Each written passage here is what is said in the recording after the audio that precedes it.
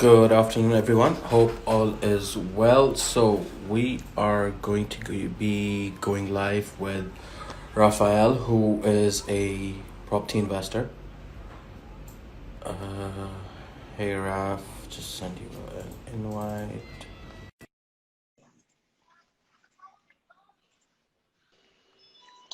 Hi, Super. How are good you doing? afternoon. Yeah, I'm good, Good thanks. How afternoon. are you? Good. All is well. Thank That's you so good. much for joining me on. Pleasure Appreciate to be you here.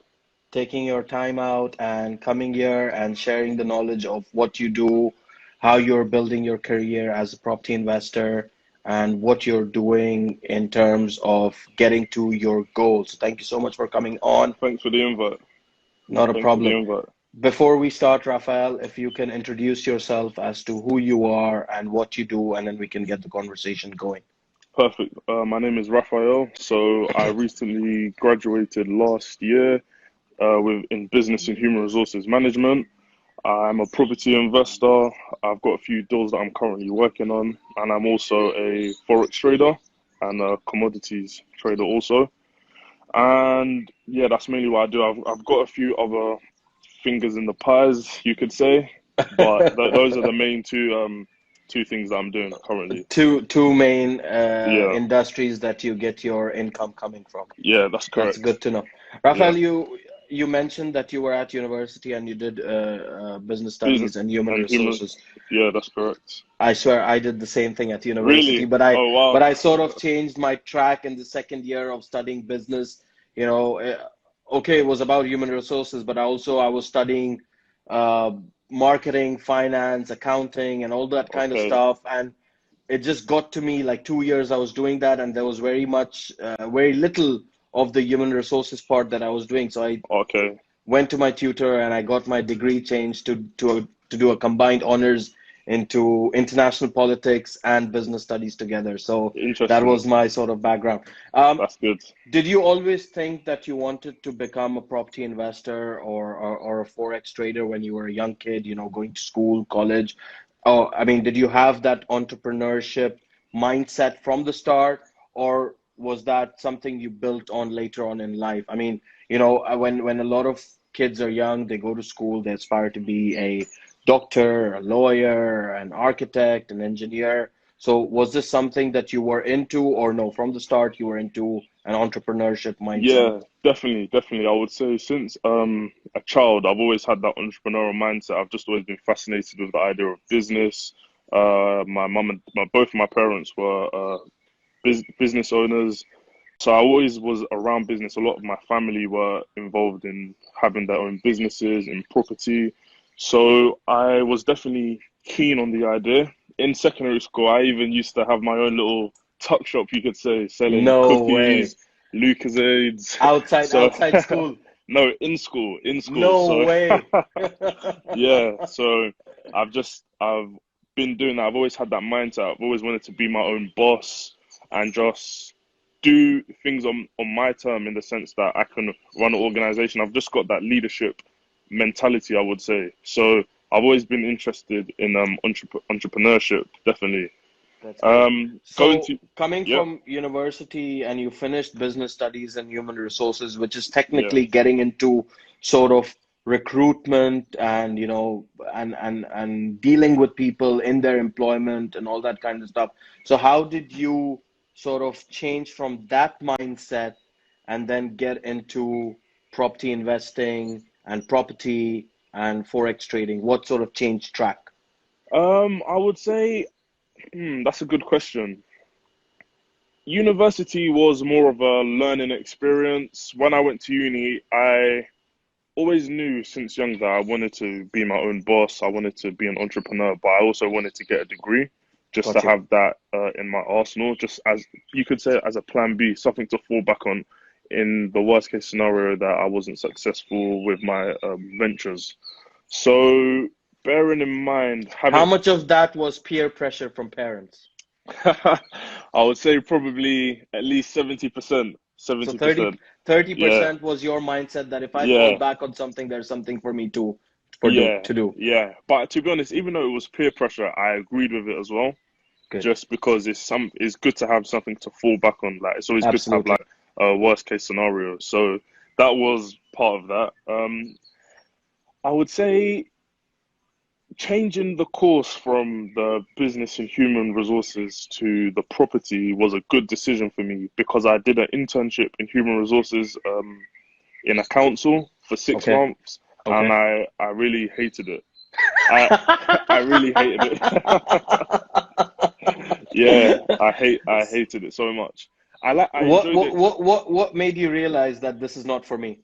Just it was very tedious. It was very boring. The things I was doing, I don't get me wrong, I was gaining a lot of experience with staff, dealing with issues, training, health and safety, recruitment, all of that. I gained a lot of valuable information. However, it was just very boring and it wasn't suited to my personality or who I am.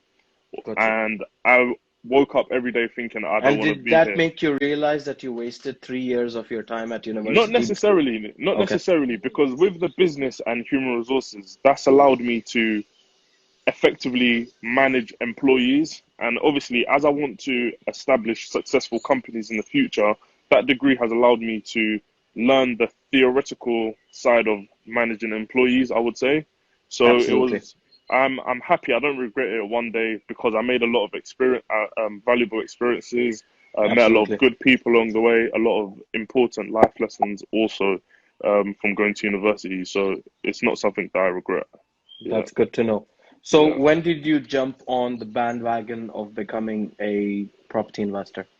What made you So, realize that, yep, this is the way, if I want to get somewhere in life, property is the way forward for me to go on and get to where I want?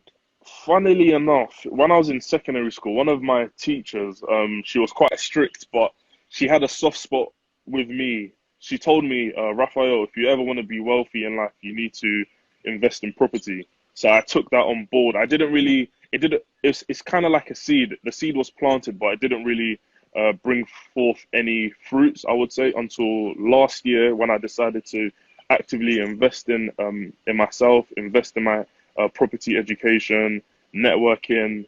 So I would say last year was when I actively decided to go forth with the property And you investing. took any property training courses, or Yeah, you? I took a few courses. I read a lot of books. I networked with people that were ahead of me, people that were where I aspired to be. So yeah, a lot of different factors, I would say. And I guess you picked up on their inspiration and how they have achieved their goals Yeah, in the property business. You brought that onto yourself, and to definitely. use those inspirations and build a successful property business. So what did you go on and invest in when you did your first investment? Um, no, so the first, funnily enough, just before COVID happened, I had a few deals that I was working on, and Yep, unfortunately they fell through. At that time, I would say, I wouldn't say annoyed, but you could say actually annoyed that it fell through. But looking at it now, it was kind of a blessing in disguise because it's like 2 weeks or between 2 weeks to a month before COVID happened, before the lockdown happened. That's when I was negotiating these deals, and I was about to take on two at the same time. And if I had taken on these two deals, that would have been a cash loss just because the lockdown happened, nobody was moving, the of economy course, was basically put on halt. of course. So I've had access to several deals, but it's not just finding the deals, making sure the numbers work, because a lot of people enter deals that are not that great just to Absolutely. say that I've got a deal. And what So sort of numbers do you work with in terms of making sure that, yep, this is the deal that's right for me, and this is what I'm going to go with? What sort of numbers do you work with? So ideally, there's a rule of 1.5. If I'm leasing, doing rent to rent with the property, then 1.5. So let's say the rent of the room times 1.5. So let's say Gotcha. sometimes that works to around £600 profit per deal. So it may vary, but 1.5, the rule 1.5 is what I follow. Yeah. That's good to know. And then how did you get into sort of Forex trading, or did Forex come before property, or Yeah. did it come while you were in property, Yeah, the investment side? that came before. Just because I was aware of the whole foreign exchange, going on holidays, you're involved in that transaction. A lot of people don't really know that they're actually involved in forex trading, but I was aware, and I would say probably whilst I was at uni, I was researching. I started it, then I put a pause on it just because I had a few things that were going on as well. But recently, I would say the last 3 months or so, I've been Okay. actively um, learning, studying, demo trading, just doing research, and yeah, now I'm in a good space, I would say. And do you think the markets are pretty good to go into Forex right now? Um, that depends, just because the way that I trade, so even if there's a lot of market volatility, you can still profit. So it just literally depends what strategy you follow. But I would say with Forex, that's the most liquid market in the world. So $5 trillion gets traded every single day. So there is a lot of potential for a lot of people to make money within that space. So I would say as long as you know what you're doing, then you can definitely capitalize on that. And did you go to any courses for that as well, or no, you just learned it on your own, sort I of went, making mistakes by using smaller sums, or yeah. I went to a free course. I didn't opt to go for the further training. Funnily enough, I was actually scammed, unfortunately, because I paid for a group to receive signals. Well, I didn't really know much about it, so I paid to receive signals. I was winning some, but then I found out later on a lot of people they came together and they were basically saying, "Are you aware of this guy?" was this through Instagram, or you just Yeah, saw yeah. adverts on Instagram of people posting stuff and you went on there and you paid for it, and did you get anything out of it or I not? got at first it was through Twitter and Instagram. I knew the guy you could say that was running it, so that made it even worse that I got scammed when you know someone. So that was a bit of an eye opener, I would say. But I see the guy. I'm not gonna say his name, but all I'm gonna say is be wary of all these social media traders, etc. But I saw him doing a lot of promo, so I was just asking him. I wanted to get involved. He gave me a link to sign up to a broker, and when you sign up with a certain link, that's how a lot of these traders they make their money. So I signed up with this company. I was quite naive at the time. It was maybe like a couple of years ago. The company was basically, some of them were calling me, "Oh, do you want to make 1 million?" But when you're a teenager, that's going to be very appealing. So Of I was just course. quite naive. So the money I invested was around 250. That Pounds. was, yeah, £250. That's not too much. That's not too much. But bearing in mind, when I didn't really have that much money, and that was my own money, my own like savings. So it was quite a lot back then, I would say. Of course. And yeah, when I lost that, it made me kind of put a pause on things. So, but now I've learned from the mistakes, and yeah, I won't be And making those again. how are you moving forward on that part? I mean, are you planning to do it yourself, or are you Yeah, planning to go in with another broker again and do it that way? How are you sort of making steps to so that you don't get scammed again? okay.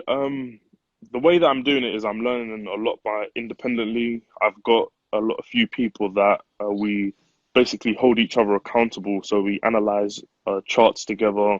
We discuss what we think is going to happen. I've got family members that are involved in trading as well. Okay. So that's another benefit to So it. And you've got that. support system.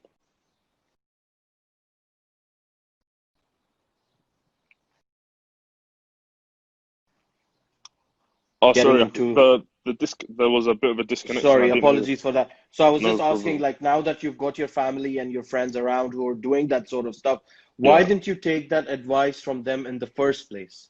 They weren't really doing it back then when I Okay. started, so it's kind of a new thing.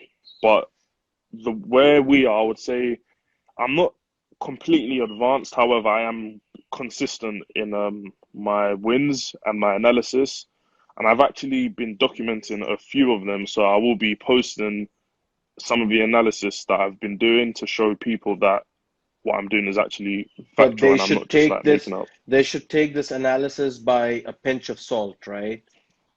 No, Of my analysis is the way that I've done it. I timestamp it. So Okay. a lot, I know a lot of people, they post before and after pictures, Yeah, but there's no evidence to show that this is what they've actually done themselves. So of course. the way that I do, I want it to be different. So I analyze the charts, I make my prediction, I say why, I calculate the risk to reward, then I say whether I'm going to enter the trade or not, and my reasons for doing so, So and then don't you think those predictions can be wrong, of or course, 100%, hundred that's why percent. I said that anyone who would see these Okay, analysis yeah. would sort of take it with a pinch of salt, right? Definitely, definitely, I definitely. mean, of course, some predictions may work for you, some Yeah, predictions may not work for you, depending on how other people take it in. yeah, It may not work for them, definitely. so it's always good to sort of take these, in my eyes, to take these analysis and talks. Like yesterday, I had someone call me up and tell me, crypto is going to go crazy this year, for Yeah, example. And I was like, why is that? Oh, because the halving happened. And I yeah, was like, yep, the halving happened in 2016 also. true. And that time, it took some time for it to go crazy, and it went crazy in 2017, Yes, right? So that was a year and a half after the halving happened. yeah, So same here again, that the halvings happened. Yes, the crypto market will go crazy, yeah, but bearing in mind the analysis from the previous halving, it took a year and a half for that bull market to go crazy. yeah. So when that person called me up, I was like, yeah, okay, it's fine. We'll look at it when the time's right, Yeah, But in my eyes, I think that I'm not too much into forex, but I'm really into crypto, yeah. and I think I was investing in crypto as well. Yeah, and I think crypto will boom, but it may just take that year and a half for it to, and the price may be crazy this time around because someone was telling me the last time the halving happened, the Bitcoin was at 1,000. yeah, And this time the halvings happened, Bitcoin's at 9,000. yeah. So went from 1,000, it went to 20,000. From 9,000, it could go to something totally different. So it's Hundred great to percent. have these analysis on board. And I think these predictions are good to keep in mind to sort of place where you think is great to put your money into. Yeah, So definitely. it's good And to know that guys like yourself are going out and putting these analysis in there so that people can get help from that, right? I mean, not everyone definitely, can become a millionaire overnight, but if you hundred use percent. certain ways and certain trends and certain analysis from people like yourself, you might get there eventually. 100%. And also, people need to also remember there's also market sentiment. So just because we're looking at the same charts, it doesn't necessarily mean we're going to see the same thing. I might think there's going to be a bullish trend. You might think there's going to be a bearish trend. So for the people that are on the live that don't really understand what that means, a bullish trend means basically when the market is in a positive direction. Bearish is when it goes negative. Yeah, So that's another key factor I would say that needs to be considered. of course.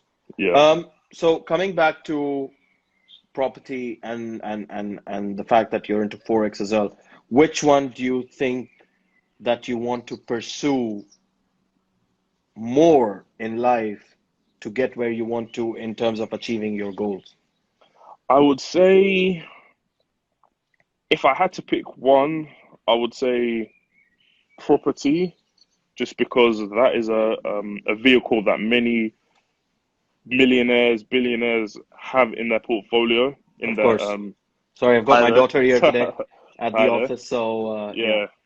So I would say property. However, the funds that I raise from Forex are going to be invested in that property, and the property, God will sort willing, of will, yeah, accumulate in terms of of course, assets and all that. yeah, So you're using the profits and the funds that you make from your to forex finance those deals. forex trading to Correct. finance your property deals. Bigger deals, yeah, larger deals, definitely.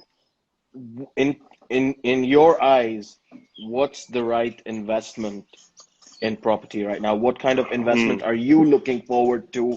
And when are you planning to do that? I mean, in a month's time, in 2 weeks, in three Yeah, weeks? What do you think the right time is to capitalize on the property market?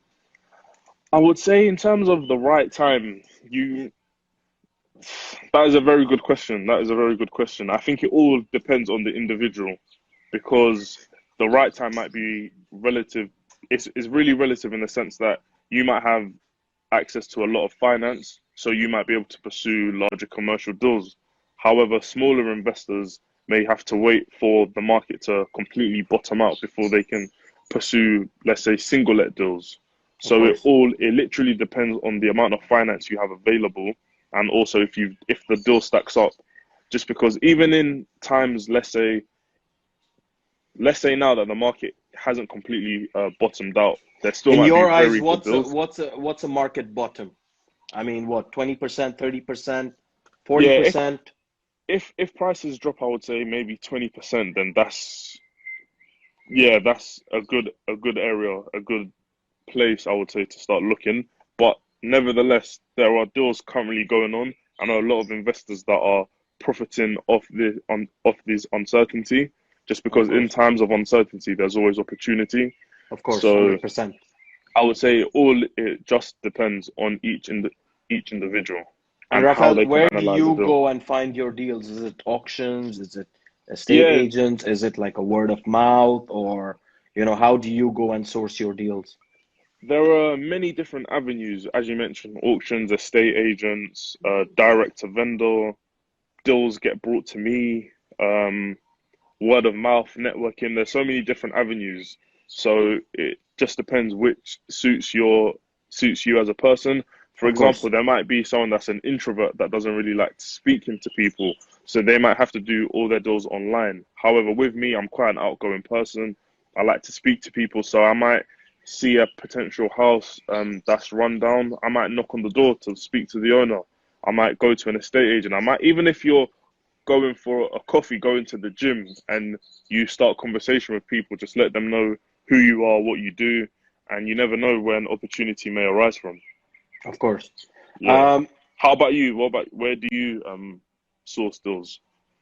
well, I'm a broker and I've been for 12 years. So Fair, yeah, deals come to me every single day telling me to sell this portfolio, sell that portfolio.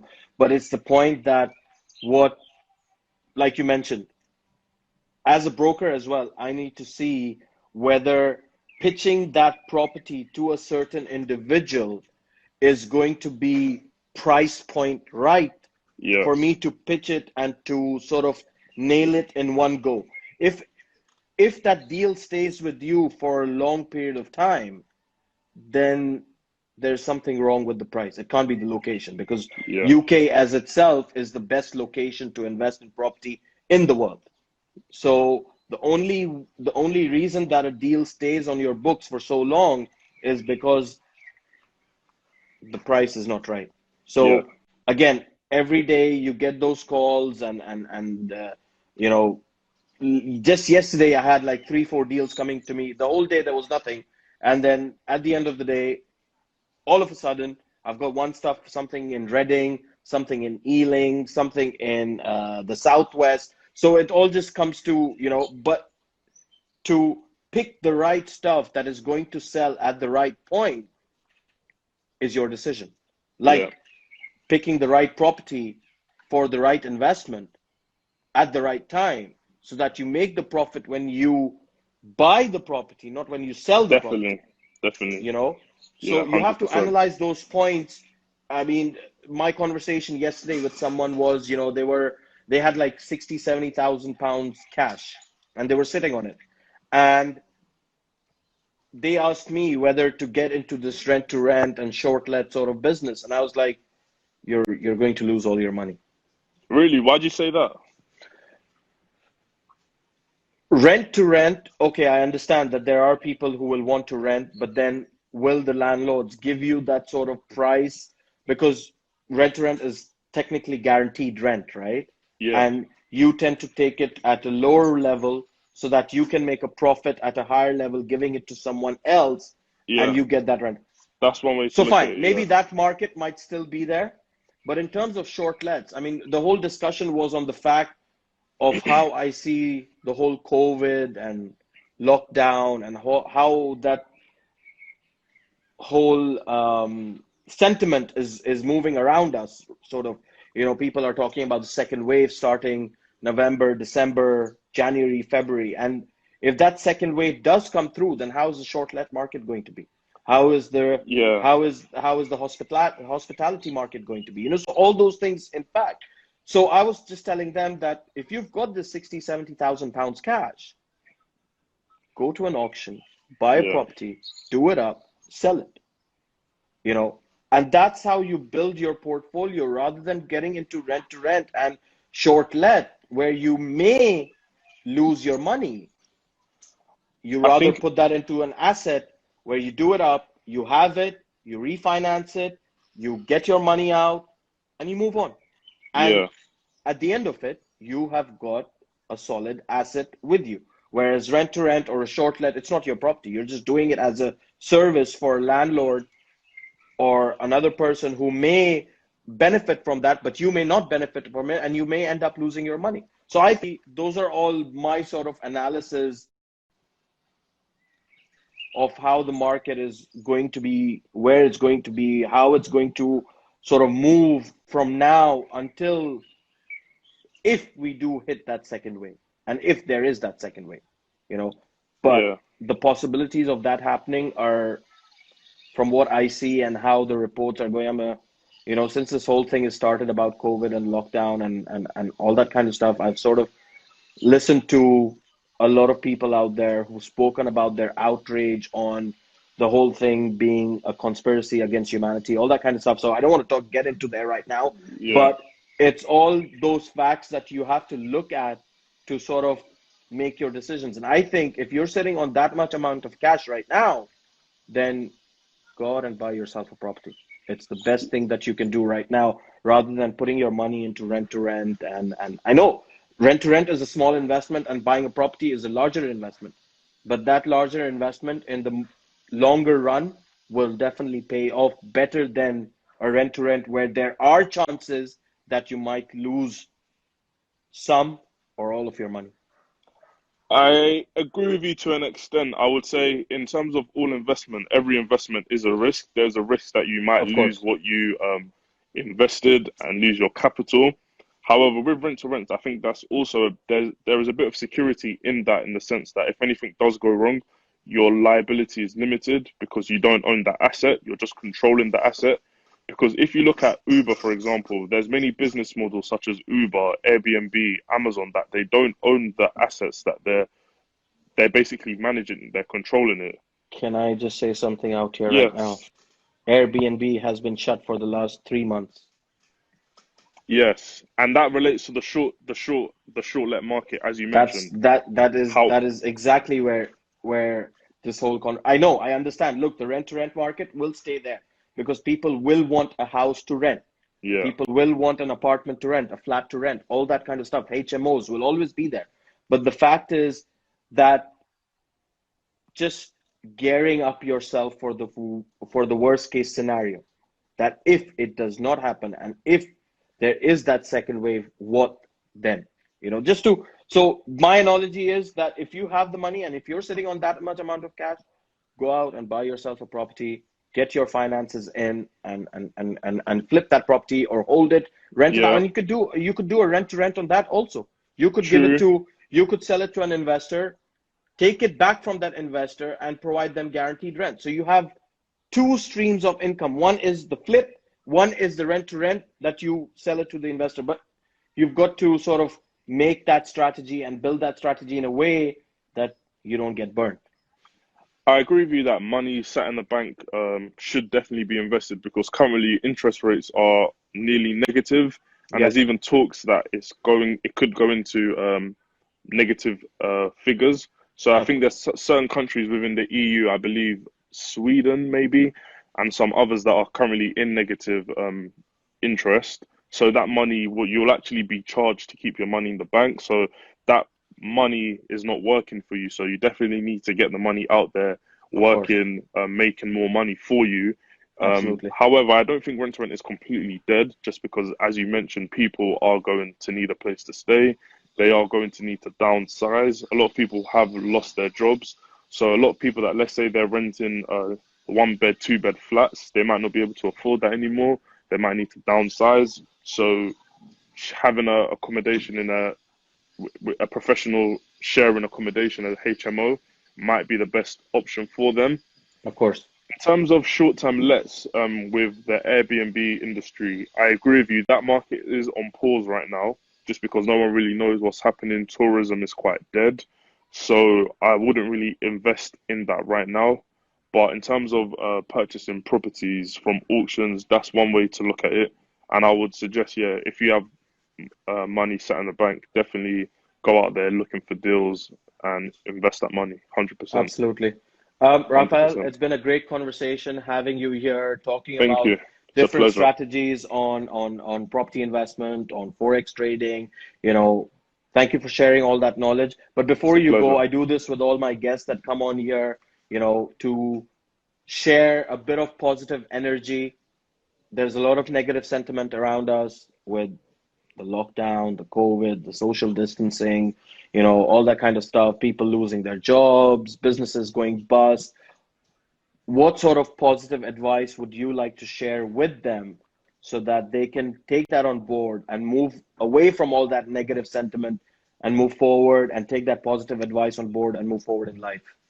I would say in life it's always good to set yourself goals that you can achieve. So despite everything that's going on, you can stay grounded in the sense that you know what you're working to. So if you don't have any goals, then it's just like you're running around in a circle. You don't know what you're trying to achieve. It might be this today, it might be this tomorrow. But let's say you have set goals, you have SMART goals, that are specific, measurable, is it achievable, realistic, and time, I believe, then you will be on course to achieve what you need to do basically and stay productive. Absolutely. Thank you Yeah, so much for sharing that. It's been a great conversation. Literally, I mean, to have young entrepreneurs, young professionals on board like yourself and talking of how they're moving forward in life. And it's all about that, right? Young inspiration,